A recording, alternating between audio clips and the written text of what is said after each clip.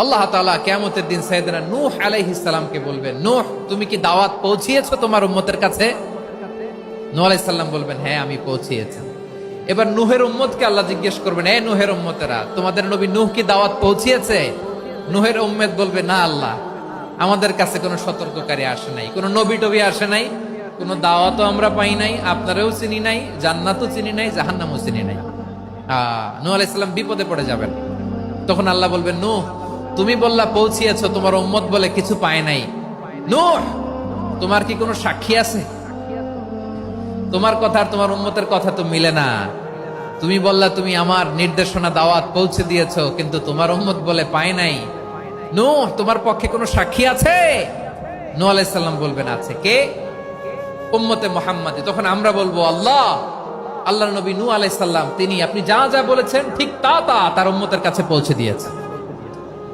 এবার নূহের উম্মতের সাথে আমাদের ঝগড়া লাগবে। তারা বলবে, তোমরা আসছো আমাদের হাজার হাজার বছর পরে, তোমরা কি করে জানলা? তোমাদের সাক্ষী ধর্তব্য হবে না? আমরা তখন বলবো, আমাদের কোরআনে তোমাদের নবীর নামে আল্লাহ তাআলা একটা সূরা নাজিল করেছেন, সূরাতে নূহ। আওয়াজ করে পড়েন আল্লাহু আকবার।